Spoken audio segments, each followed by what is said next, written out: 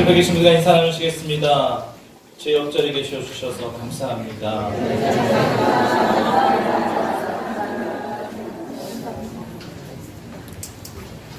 오늘 말씀의 제목이 뭐라고요? 여장부라. 제가 원래 제목을요, 여전사라 이렇게 하려고 하다가 너무 세 보여서, 너무 강해 보였어. 여전사하면 뭐가 생각이 나죠? 뭘 연상하게 되죠? 손에 뭘 좀 갖고 있어야 되잖아요. 칼이나 총 같은 거 갖고 있어가지고 상대방을 힘으로 해치거나 죽이거나 이런 전쟁터에서 용감하게 싸우는 군인을 우리가 연상하게 되는데, 사실 라합은 그런 거 아니잖아요. 그렇죠? 라합은 군인도 아니고 전쟁터에 가본 적도 없고 또 사람이 물리적인 힘으로 해치거나 한 적도 없거든요. 우리가 성경에서 여전사 한번 떠올린다 할지라면은 아마 이스라엘 그 사사 중에 유일한 여자 사사였던 드보라 선지자를 우리가 한번 꼽아볼 수 있을 것입니다. 드보라는 전쟁의 이 지도자였어요. 군사 전문가였어요. 지략가였습니다. 그리고 또한 이스라엘 백성들의 그 억울함을 또 풀어주는 재판관으로서의 그 모든 역할들도 다 감당했던 인물이 드보라였습니다. 그러니까 드보라 정도 돼야지 우리가 여전사다라는 그러한 닉네임을 우리가 붙일 수 있겠지만, 저는 그래도 제 마음으로는요, 이 라합을 여전사라고 그렇게 생각하고 있습니다. 왜냐하면은 사실 비록 무기를 가졌다든지 누구를 해쳤다든지 뭐 그렇게 전쟁터에 전쟁 군사로 나갔다든지 그건 아니었다는 할지라도 그는 죽음을 결코 두려워하지 아니하고 두 정탐꾼, 여호사가 보낸 두 정탐꾼을 숨겨주었다는 이 사실 하나만으로도 역시 여전사, 여장부 라합이었다라고 분명하게 말씀을 드릴 수가 있습니다. 이 라합은요, 여리고 성에 사는 아무리 족속의 여인이에요. 근데 자기 족속과 여리성을 함락시키기 위해서 이스라엘이 보낸 첩자들이죠. 한마디로 정탐꾼이니까. 이 두 정탐꾼을 숨겨주었어. 근데 만약 발각됐다는 날짜면 나도 죽고 가족들도 다 죽는 거예요. 그런데 이것을 실행을 합니다. 그래서 목숨 걸고 실행하는 이 라합을 저는 여장부다, 여전사다, 이렇게까지 제가 표현을 하고 있는 거예요. 다윗이요, 마지막 죽기 일보 직전에 임종 때에 사랑하는 아들 솔로몬을 딱 불러 모아놓고 솔로몬에게 유언을 했어요. 그 유언 중에 하나가 가장 대표적인 게, 제일 먼저 부탁하고 당부한 게 뭐냐면은 너는 힘써 대장부가 되라. 따라하시겠습니다. 너는 힘써 대장부가 되라. 다윗이 유언의 첫 마디가 바로 이거예요. 너는 힘써 대장부가 되라. 그러니까 대장부 하면은 뭔가 용기 있는 사람, 당대하는 사람, 우리는 그렇게 먼저 연상을 하지 않습니까?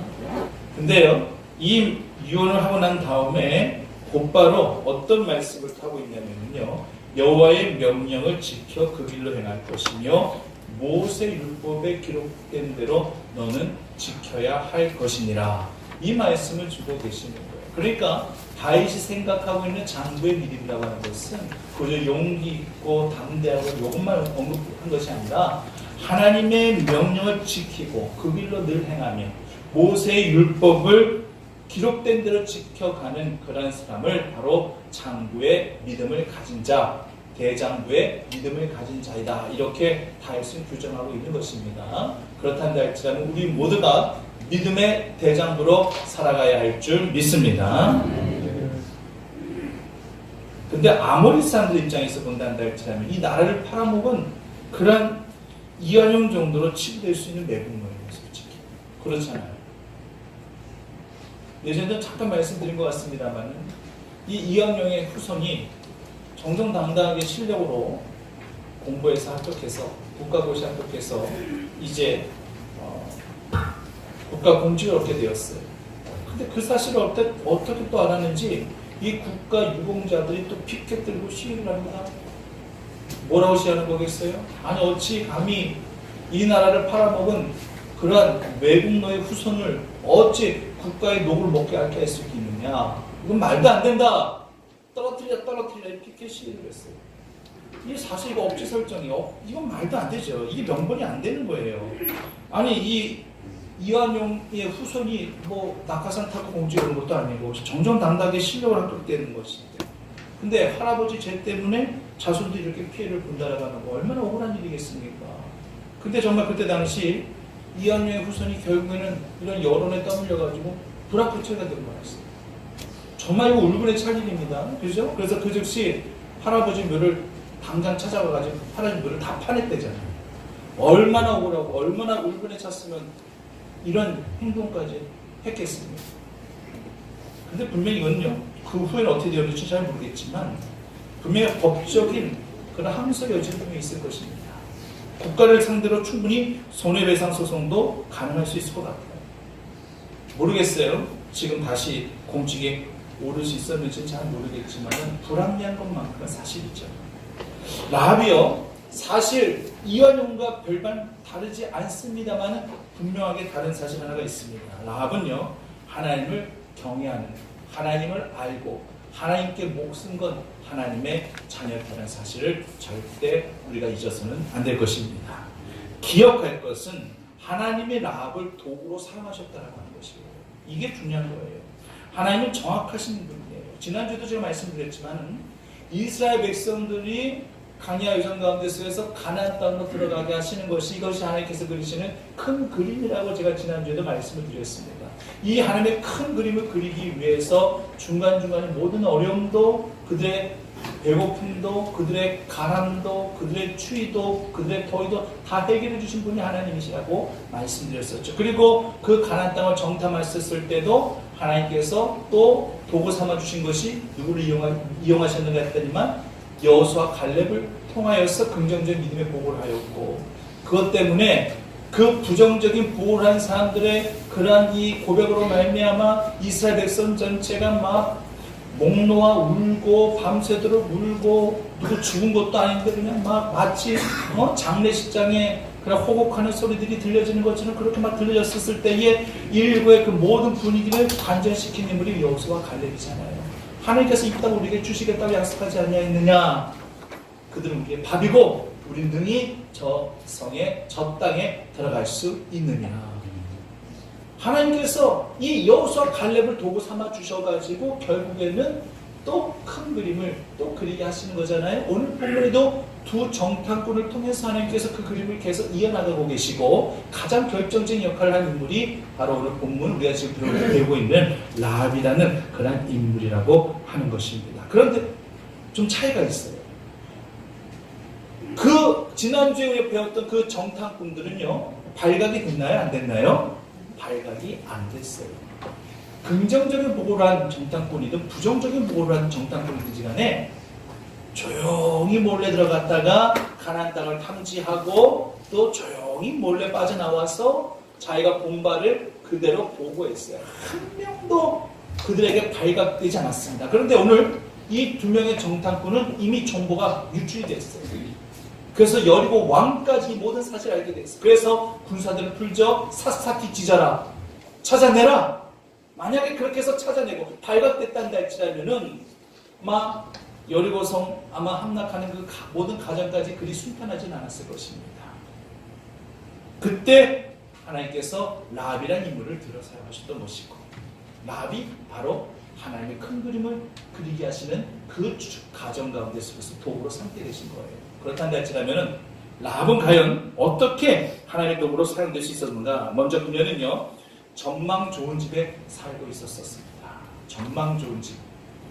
무슨 말씀인가? 얼핏 들으시면은 라합의 집이 남양이었나?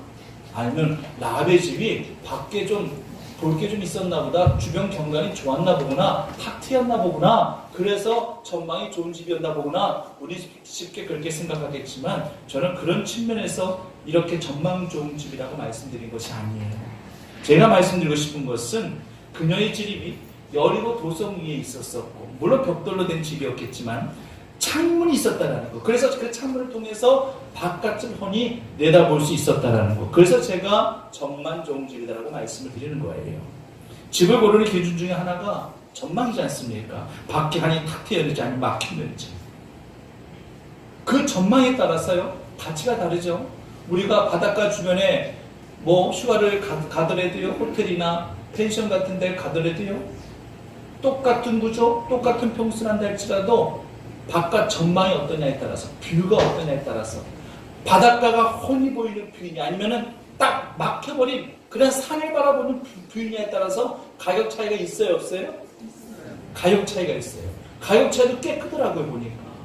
전망에 따라서 그렇게 다르다는 얘기입니다. 라합의 집이요, 바깥 전경이 보기 좋고 확 튀어가지고 제가 전망 좋은 집이라고 말씀드린 것이 절대 아닙니다. 지금 말씀드린 이 전망 좋은 집은요, 여리고 도성 위에 있었다라는 것이고, 그리고 결정적인 것은 바로 창문이에요. 그 창문으로 성 밖을 훤히 내다볼 수 있었기 때문에 이 두 정탐꾼을 찾기 위해서 분주하게 움직이는 그러한 이 여리고 군사들을 볼 수 있었던 겁니다. 그래가지고 그 시간을 안배해서 이 정탐꾼을 이렇게 숨겨줄 수 있게 된 것입니다. 그래서 제가 정말 좋은 집이라고 말씀드리는 거예요. 지금 같아서야 창문 없는 집이 어디 있겠습니까? 지금 같아서 도성 위에 높이 있다는 할지라도 다리 아프고 힘들어, 나 저 집에서 안 살 거야, 별로 인기 없을지도 모르겠습니다. 그러나 이때 당시는 그렇게 여리고 도성 위에 있었기 때문에, 그리고 창문이 있는 집이었기 때문에, 전망 좋은 집이었기 때문에 바로 이 두 정탐꾼이 라합의 집에 숨어 들어갈 수 있었다라고 하는 것입니다. 그래서 이것 때문에 결국 라합과 라합의 가족이 구원을 받게 됩니다. 저는 이것을요, 이렇게 표현하고 싶습니다. 한번 따라 하실까요? 위치 선정의 은혜입니다. 예, 위치 선정의 은혜. 축구 좋아하시지만요, 골을 잘 넣는 골키퍼들이 개인 실력도 실력이지만 뭐가 좋아야 되느냐? 위치 선정을 잘해야 됩니다. 그래서 저는 개인적으로 이동국 같은 축구 선수 훌륭한 선수죠. 그 선수가 뭐 드리블 해가지고 몇 명 제끼고 막 슛해서 골 넣는 걸 별로 보지 못했어요. 근데 골을 잘 넣습니다. 지금 나이가 많은데도 골을 잘 넣어요. 보니까 위치 선정이 굉장히 탁월한 선수가 바로 저는 개인적으로 이동국 선수라고 생각해요. 그래서 정확하게 골이 오는 위치 지점을 미리 가 있더라는 얘기입니다. 그게 바로 위치 선정이라고 하는 거예요. 신앙생활도요, 이 같은 위치 선정이 굉장히 중요합니다. 신앙의 위치 선정이라는 것은 뭘 의미하느냐? 하나님의 금방이라도 찾아보실 수 있는 그 자리에 내 믿음의 자리를 펼쳐나가는 것, 이것이 바로 우리 신앙인들의 위치 선정인 줄 믿으시기를 바랍니다. 우리가 예배를 드릴 때도요, 이렇게 앞자리 예배 드리신 분도 계시고 뒷자리를 선호하신 분도 계시겠습니다만은 정말로 앞자리에서 예배 드리신 분들이 아무래도 저와의 이 영적 교감이 더 많이 되어지는 것은 사실이에요. 앞자리에서 예배 드리는 분들은 목사님의 한마디 한마디를 정말 안 놓치시려고 하시는 분들일 거예요. 그런 분들에게 위치 선정의 은혜가 부어지는 것은 지극히 당연한 거예요. 며칠 전 우리 장로님하고 식사하면서 장로님이 그러시더라고요. 우리가 재채기를 할 때 이 침이 있지 않습니까? 이 침이 몇 미터까지 나가는지 아시냐고 저한테 물어보시는 게 모르겠더라고요. 아시는 분 계세요? 한번 재채기 한번 해보세요.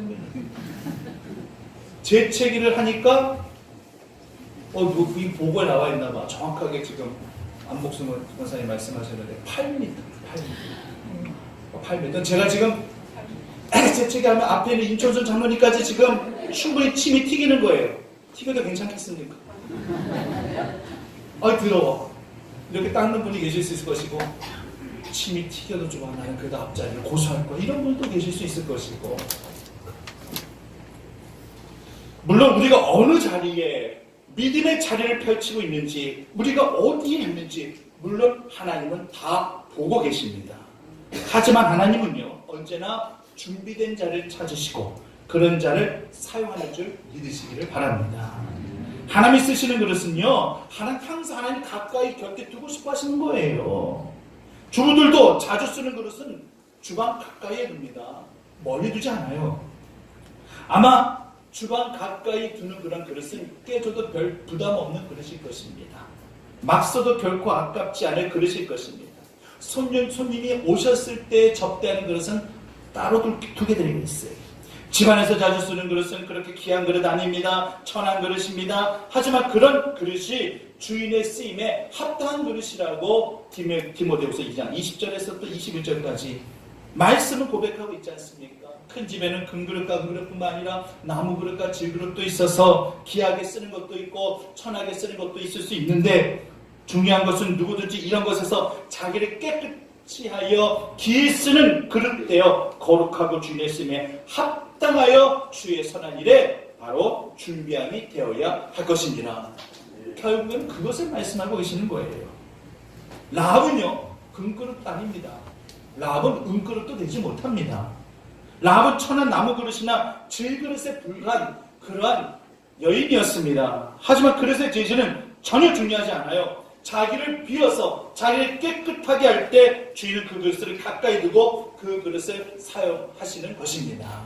라합은 그때 당시 천시받는 여자였어요. 남자 아니었습니다. 그리고 이방 여인이었습니다. 그리고 신분이 기생이었다라고 오늘 성경을 언급하고 있습니다. 그러니까 이같이 나무 그릇과 같은 천시받고 멸시받는 질그릇과 같이 천시받고 멸시받는 이 라합을 통해서 하나님은 놀라운 구원의 큰 그림을, 구원의 역사를 이 라합을 통해서 써 내려가고 계시다라는 것은 우리에게 놀라운 일이에요. 위치 선정을 제대로 하고 있는 라합이었습니다. 그런데 분명히 기억하십시오. 단지 도성 위에 딱 위치를 잘 잡고 있었다고 해가지고 제가 위치 선정을 말씀드린 것만은 아닙니다. 그녀가요, 하나님의 존재에 대해서 분명히 들었고, 그 분명히 알았고, 그리고 하나님을 위에서의 하나님, 하늘에서 하나님, 땅에서 하나님, 상천하지의 하나님으로 고백할 수 있는 그런 믿음이 라합에게서 있었다라고 하는 것입니다. 만약에요, 정말 라합 말고 다른 사람이 그 여리고 도성 위에 딱 위치 선정 잘 잡고 살고 있다가 이 두 정탐꾼을 보게 됐어요. 근데 두 정탐꾼이 이러이러해서 지금 내가 쫓기고 있으니 나를 숨겨달라고 딱 얘기했었을 때에 만약에 다른 사람이었단다 할지라면 왜 당신은 다른 나라 사람이 이스라엘 민족이 왜 우리 집에 와가지고 나를 귀찮게 하느냐고, 왜 나를 이런저런 일로 인해서 자꾸만 연루되게 만드냐고, 다른 집 가라고, 난 모르겠다고 딱 문 닫아버릴 거 아닙니까? 일반적인 상황이라면 다 그렇게 숨겨주겠어요? 숨겨뒀다가 발각되면 난 죽는 건데 미쳤다고 숨겨주겠어요? 나 모른다고 빨리 가라고, 이런 식으로까지 하지 않겠습니까? 그럼 위치 선정하고 무슨 상관이에요 그게? 위치 선정의 은혜라고 하는 것은 내가 믿음의 자리를 딱 펼쳐있고 그 믿음의 자리에서 내가 하나님을 제대로 알고 하나님의 말씀을 제대로 듣고 그 말씀 가운데 상천하지 하나님, 하늘의 하나님으로, 이 땅의 하나님으로, 나의 하나님으로 고백할 수 있는 그런 믿음이 있게 되어질 때에 위치 선정의 은혜가 우리에게 더해주는 줄 믿음으로 고백하는 여러분들 되시기를 간절히 바랍니다. 이 모든 것들이 다 맞아떨어질 수 있어야 된다고 하는 것입니다. 그래야지만 내 생명까지 담보해서 이 두 정탐꾼을 숨겨줄 수 있는 거예요. 사랑하는 성도님들, 혹시나 어느 순간부터 내가 좀 하나님과 거리감이 좀 느껴진다 생각하시는 분 계십니다. 어느 순간 내가 목사님들과 아니면 내가 다른 어떤 성도님들 아니면 이 충북교회와 내가 조금 거리가 좀 멀어지고 있다는 생각이 혹시 드시는 분이 계신다 할지라면은 그건 필히 하나님 곁에서 지금 멀리 좀 떨어져 계신 그 이유 때문에 그래요.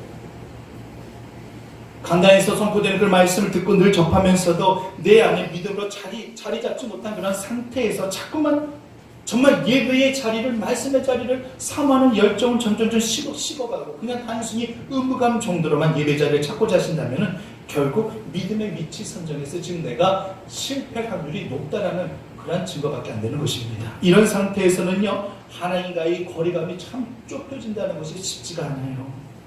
마태복음 26장 58절 말씀을 보면요, 베드로가 예수님을 멀찍이 따랐다라는 그런 표현이 있습니다. 여기서 참 멀찍이라는 표현이 어찌 보면 이 거리의 간극을 그대로 보여주고 있는 것이죠. 단순히 시각적인 그런 거리감만 의미하는 것은 아니에요. 여기에는요, 마음의 거리까지 다 담겨져 있습니다. 베드로는요, 가장 가까운 곳에서 주님의 말씀 듣고 접하고요, 그 다른 어떤 제자들보다도 예수님께서 겟세마네 동산 올라가서 기도하실 때에도 베드로 데리고 올라가셔서 기도하실 때 있으셨고, 야이로의 딸을 고쳐주러 가셨을 때에도 다른 제자들 놔두고 베드로, 야고보, 요한 같은 제자를 데리고 또 고쳐주시기도 하셨어요. 그대로 모든 것들을 다 보게 하셨어요. 그렇기 때문에 가장 가까운 곳에서 밀접하게 예수님의 그림자같이, 예수님의 불신과 같이 그렇게 예수님을 따라다녔던 인물이 누구냐? 바로 베드로였다라고 하는 것입니다. 그런 베드로가 오늘 방금 전에 읽은 말씀드린 이 말씀에서 베드로가 예수를 멀찍이 그렇게 따랐다라고 하는 것입니다. 마음의 간격이 벌어진 거예요. 그렇게 예수님의 말씀을 듣고 접하면서 3년 동안 그렇게 예수님께 말씀을 듣고 접하면서 배웠던 그런 베드로였지만은 예수님께서 대지산들 그 앞들에서 그 힘없이 그렇게 끌려가는 그 모습 보면서 가까이 가지 못하는 거예요. 멀찍이 떨어져 가게 되더라고 하는 것입니다. 사랑하는 성도님, 성도님들은 믿음의 위치 선정을 제대로 하셔서 언제나 하나님을 가까이 하시는 갈망의 믿음이 염전에 떠나가지 않게 되시기를 간절히 바랍니다. 눈에서 멀어지면 모두 멀어진다고 하죠. 마음도 멀어진다는 말 맞는 말이에요. 정말 맞는 말입니다. 처음에 눈에서 멀어지게 되면은요, 간절히 보고 싶어요. 그립습니다. 애타게 찾고 됩니다. 그런데 그것도요, 유효기간이 있는 것 같더라고요. 어느 시간, 어느 지점, 어느 정점 딱 가면은요, 그냥 무디어져요. 그 그리워하고 보고 싶은 마음이 어느 순간 차갑게 식어질 수도 있는 것이 우리 인간의 감정이고 우리 인간의 마음이라고 하는 거예요. 신앙생활도 마찬가지예요. 하나님이라는 존재, 우리에게는 정말 대체 불가한 분이잖아요. 누가 하나님을 대신할 수 있겠습니까? 그 어떤 그 누구도 있을 수가 없어요. 우리는 언제 어디서든 이것을 고백할 수 있어야 됩니다. 한번 따라 하시겠습니다. 하나님은 대체 불가한 하나님이십니다. 믿으십니까?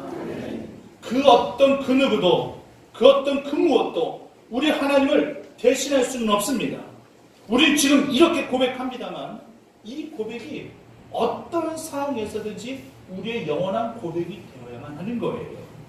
어느 순간부터요, 주일 성수 한 번, 두 번 빠지기 시작하고, 어느 순간부터 교회 봉사도 놓아버리고, 어느 순간부터 하나님의 생각을 접어버리게 되면은요, 대체 불가한 하나님의 존재감을 내 삶 가운데 전혀 못 느끼고 살 때도 있을 수 있다고 하는 것입니다. 그렇다면 그 영혼, 하나님께서 그 영혼을 떠나가셨느냐? 아니에요. 하나님 언제나 한결같이 그 영혼과 함께하고 계시는데 내 마음이 어두워지고 내 모든 그런 감각이 그렇게 다 마비되어질 때, 무디어졌을 때에 하나님의 존재감을 느끼지 못하다 보니까 인간은요, 그럴 때에 자연스럽게 그 뭔가를 대체할 뭔가를 찾게 되는 거예요. 하나님을 대체할 그 뭔가를 찾기 시작하면서부터 하나님과의 거리감은 상상을 초월할 정도 멀리 가버리게 되는 경우가 충분히 있을 수 있다는 거예요. 그래서 우리는 언제나 늘 깨어있는 영성의 신앙생활을 통해서 늘 하나님을 붙잡고 나가는 그런 믿음이 우리에게 있어야 하는 것입니다. 보세요. 뭐가 놀라우냐? 듣는 것 하나만으로 그녀의 믿음의 고백이 오늘 이렇게 선포되어지고 있습니다. 믿음은 어디에서 난다고요? 꼭 기억하십시오. 믿음은 들음에서 납니다. 믿음은 보는 것에서 나는 것이 아니에요. 백문이 불여일견이라고 100번 듣는 것보다 한 번 보는 것이 낫다라는 말이 있죠. 그는 신앙생활하고는 전혀 달라요. 우리 눈에 보이는 것이 진짜 소망이 아니라 보이지 않는 것이 진짜 소망인 것이. 우리는 정말 주의 복음을 듣고 한쪽 귀로 듣고 한쪽 귀로 흡인받아지지 아니하고 이 복음을 우리 마음속에 심고 그대로 실천하며 내 소유로 삼고 살아가는 그런 인생이 되어져야 된다는 얘기입니다. 라합은요, 하나님 만난 적 없어요. 라합은요, 하나님 앞에 기도 한번 해본 적 없어요. 라합은요, 여호수아나 갈렙 같은 그런 인물 만나본 적도 없어요. 구체적으로 하나님이 어떤 하나님인지 지금 전혀 알지 못해요. 그러나 그가 고백하고 있는 것은 무엇이냐? 나는 이미 들었다는 얘기죠. 뭘 들었느냐? 하나님께서 이스라엘 백성들을 홍해 물을 가리게 하셔가지고 홍해 물을 건너게 하신 것부터 시작해서 그 모든 중간중간 과정에 하나님께서 바산왕, 옥, 시온의 왕, 이 모든 왕, 이방의 왕들을 다 물리쳐 이겨 승리하게 하신 모든 사건들, 이것들을 나는 이미 다 들었다는 얘기예요. 그러므로 말미암아 하늘의 하나님, 이 땅의 하나님, 상천하지 하나님으로 그 하나님을 내 믿음의 신앙 고백으로 이렇게 하나님 앞에 올려둘 수 있다는 거. 그 신앙 고백을 통해서, 그 믿음을 통해서 이렇게 정말로 목숨까지 생명까지 담보하면서 이 정탐꾼을 숨겨줄 수 있었다는 거. 이거 굉장한 큰 믿음이죠. 겨자씨만한 작은 믿음으로 시작한 믿음처럼 그렇게 보인다는 할지라도 결국 이 믿음이 이 산을 명하여 초산으로 옮기게 되어진 것이고, 그 겨자씨만한 작은 믿음이 결국에는 그 모든 겉껍질을 다 벗겨버리고 속껍질의 은혜를 통해서 결국에는 열매를 맺게 한 것이고, 그 열매가 결국에는 예수님의 족보에까지 누구의 이름이 올라가게 됩니까? 라합의 이름이 올라가게 되더라고 하는 것입니다. 이 같은 기대는 라합은 하지 못했을 거예요. 그냥 여리고성이 멸망당할 때 나와 내 가족들을 기억해달라, 그거 조건 가지고 지금 42 종단군 숨겨준 거거든요. 그렇기 때문에 아마 그들은요, 아마 떳떳하고 당당하게 이스라엘 백성들과 함께 섞여서 라합과 라합의 가족들은 아주 개선장군과 같이 가나안 땅에 입성하게 되었을 것입니다. 사실 이거 구한 거예요. 이거 원한 거예요. 근데 라합이 예수님의 족보에까지 그렇게 이름이 들어가리라고는 누가 생각할 수 있었겠어요? 라합조차도 본인도 그렇게 생각하지 못했을 것입니다. 이것을 뭐라고 표현하느냐? 하나님의 섭리라고 표현하는 것입니다. 하나님의 섭리는요, 이스라엘 백성들이 가나안 땅으로 들어가게 하시는 것이 하나님의 섭리였고, 그 가운데 속에서 하나님이 라합이라는 인물을 도구로 삼아가지고 이 라합이 구원을 받는, 그저 육신적인 구원을 받는 자의 거기에 스쳐지지 아니하게 하시고 그 영혼까지 구원받고 그리고 예수님의 족보에까지 이름이 올라가게 하는, 거기까지 이르게 하시는 것, 우리가 기대했던 것 그 이상으로 하나님이 우리를 하나님의 방법, 하나님의 길로 인도해 주시는 놀라운 역사와 이 섭리가 우리 모두에게도 각자에게도 임하여진다는 사실을 성도님들이 꼭 기억하시고 믿음과 확신 갖고 나아가는 주의 성도 되시기를 간절히 바랍니다.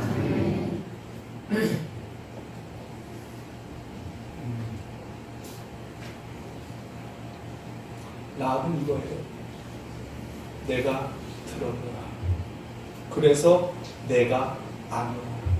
그래서 내가 결단한다. 이 세 가지입니다. 첫 번째 뭐라고요? 내가 들었노라. 그리고 내가 아노라. 그래서 내가 결단한다. 그래서 정답을 숨겨준 거예요. 오늘 9절 말씀에도 말하되 여호와께서 이 땅을 너에게 주신 줄을 내가 아노라. 이거 안다는 게 이게 쉬운 일이에요? 이거 누가 가르쳐줘야지 하는 겁니까?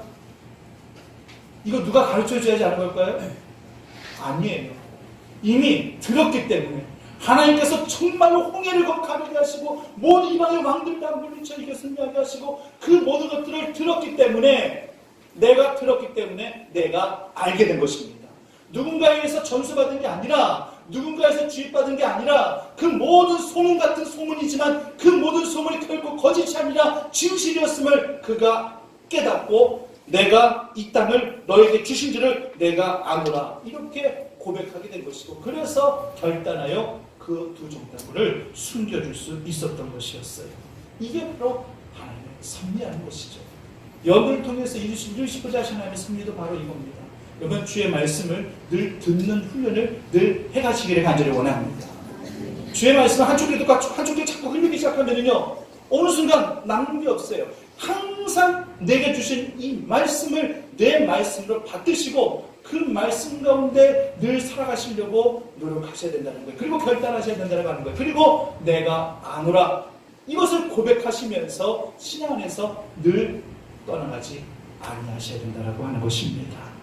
라합은 연약한 자였습니다. 전시받고 멸시받는 자였습니다. 그러나 라합을 통해서 이렇게 하나님의 놀라운 역사를 만들어 가신다는 거 우리에게 도전이 되지 않습니까? 우리도 연약한 자, 우리도 깨어지시는 질그릇 같은 자예요. 그런데 예수님이 이 보배를 질그릇 안에 두셨음이라고 고린도서 4장에도 말씀하고 계시죠. 깨어지기 싫은 질그릇 같은 자, 이 안에 그리스도의 보배를 우리에게 선물로 주셨다. 멸시받고 천시받고 라합과 같이 보잘것없고, 그러나 라합을 들어 사용하시더니만 또 이렇게 나와 같이 정말 부족하고 천시받고 멸시받는 보잘것없는 나이지만 이 안에 나를 질그릇 삼으시사 보배로운 예수 그리스도를 통해서 사망 안에서 생명의 역사할 수 있도록 내 안에 이 같은 역사를 일으키시는 그 하나님의 은혜를 우리가 어찌 참여하지 아니할 수 있겠습니까? 주의 은혜를 늘 참여하며 성축하며 기뻐하며 감사하며 살아드릴 수 있는 우리 인생과 생애가 되기를 간절히 바랍니다. 말씀을 마무리합니다. 정확한 위치 선정을 통해서 하나님의 은혜를 받아 누리시기를 간절히 원합니다. 하나님을 찾고 찾으시는 자리에, 하나님께서 가까이 하시고자 하시는 그 자리에, 그 믿음의 자리에 여러분들이 늘 펼쳐 계셔야 될 것이며, 그래서 하나님의 섭리가 항상 여러분들의 인생을 주장할 수 있도록, 그 하나님의 섭리가 영원토록 여러분들의 삶의 모든 방향 가운데 속에서 주의 섭리와 하나님의 구원의 경륜이 이루어질 수 있도록 언제든지 믿음으로 주며 가까이 하며 나아가는 믿음의 종들, 장과 같은 믿음을 가진 주의 자녀들 다 되시기를 간절히 축원합니다. 살아계신 아버지 하나님, 장부의 믿음을 가지고 정확한 위치 선정을 통해서 있어야 될 그 자리 가까이 주님을 모시며 주님께서 불러주실 때마다 가까운 곳에 주의 음성 들을 수 있도록, 주님께서 손 내밀어 붙잡아 주시려고 하실 때마다 가까운 곳에서 그 손 같이 붙들고 주님 앞에 나가는 그런 믿음의 성도들 늘 되어질 수 있도록 인도하여 주시옵소서. 예수님의 이름을 기도드립니다.